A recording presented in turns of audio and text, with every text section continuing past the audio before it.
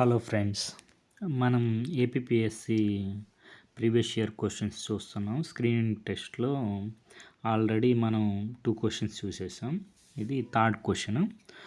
ఈ third question వచ్చి question లెంతీగా ఉంది. లెంతీగా ఉండే క్వశ్చన్ని మనం సింపుల్గా జాగ్రత్తగా చూసుకోవాలన్నమాట. ఫస్ట్ అసలు స్టేట్మెంట్స్ ఇచ్చినప్పుడు ఫస్ట్ ఏం చేయాలంటే ఫస్ట్ కరెక్ట్ స్టేట్మెంట్స్ అడిగారా, ఇన్కరెక్ట్ స్టేట్మెంట్స్ అడిగారా అని చూసుకోవాలి. సో మనకి ఇక్కడ చూసుకున్నట్టయితే బోల్డ్ లెటర్స్లో ఇన్కరెక్ట్, సరికానివి అడిగారు. సో మనం ఇప్పుడు ఏంటంటే మనం ఎలిమినేషన్ మెథడ్ని యూస్ చేయాలన్నమాట. ఇట్లాంటి స్టేట్మెంట్స్ వచ్చినప్పుడు సరికానివి అడిగారు కాబట్టి మనం ఇప్పుడు వీటిల్లో ఈ స్టేట్మెంట్స్లో ఏవైనా సరైనవి మనకున్న నాలెడ్జ్తో సరైనవి గుర్తించగలిగినట్లయితే మనం ఆప్షన్స్ను ఎలిమినేట్ చేసేయచ్చు. సో మనకి కొంత నాలెడ్జ్ అనేది ఉండాలన్నమాట. సో ఇదేంటి ఈ క్వశ్చన్ అనేది మొఘల్స్ టైంలో పెయింటింగ్స్ మీద క్వశ్చన్. సో ఇది ఆర్ట్ అండ్ కల్చర్ కిందకు వస్తుంది.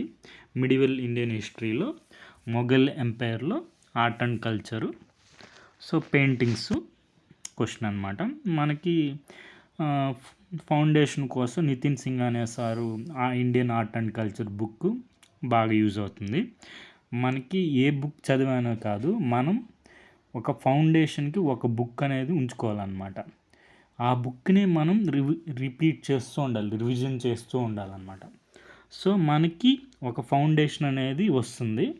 ఆ ఫౌండేషన్ యూస్ చేసుకొని మనం ఎగ్జామ్లో మనకి ఆ ఫౌండేషన్ ద్వారా మనం క్వశ్చన్స్ని సాల్వ్ చేయగలగాలి. ఫర్ ఎగ్జాంపుల్ ఇదే క్వశ్చన్లో చూడండి, మనకి జహంగీర్ టైంలో మొఘల్ పెయింటింగ్ అనేది గోల్డెన్ పీరియడ్ అని తెలిసిందనుకోండి. అది మనం ఏ బుక్లో అయినా చదివి మనం జహంగీర్ కాలంలో మొఘల్ పెయింటింగ్ అనేది స్వర్ణయుగం అని మనకు తెలిసినట్లయితే సో ఇది కరెక్ట్.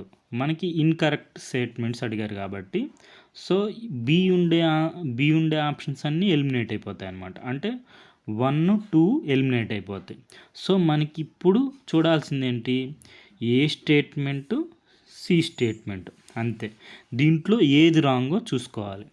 సో మనకి దీనికి కొద్దిగా ఇదైతే టఫ్ క్వశ్చన్ అనే చెప్పొచ్చు, ఎందుకంటే ఇది కంపారిజన్ అనమాట. అంటే ఇది మొత్తం మొఘల్ ఎంపైర్ పెయింటింగ్స్ మీద మొత్తం ఐడియా ఉంటే మనం ఈ క్వశ్చన్ని చేయగలుగుతాం. అంటే ఈ మొఘల్ ఎంపైర్ ఏంటి, ఫస్ట్ బాబర్ తర్వాత హుమాయూన్ తర్వాత అక్బర్ తర్వాత జహంగీర్ తర్వాత షాజహాన్ తర్వాత ఔరంగజేబ్.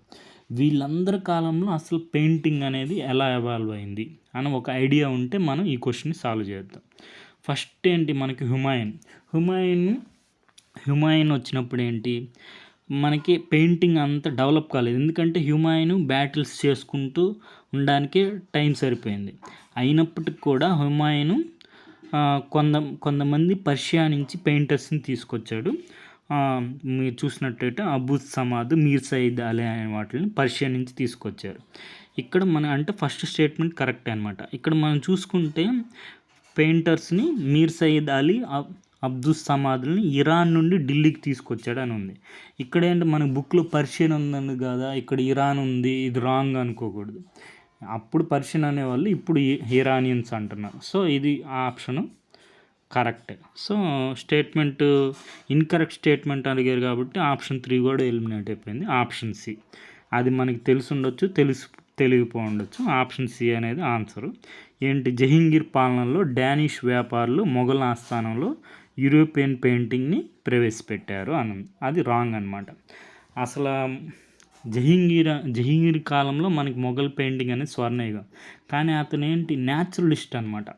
న్యాచురలిస్ట్ అంటే ఏంటంటే ప్రకృతి పరంగా, అంటే ఫ్లోరా అండ్ ఫోనా, అంటే జంతువులు, వృక్షాలు, వాటిని ఎక్కువగా పెయింటింగ్స్ వేయడానికి ఆసక్తి చూపించేవాడు అనమాట న్యాచురలిస్ట్. సో అతను జహంగీర్ కూడా పెయింటరే.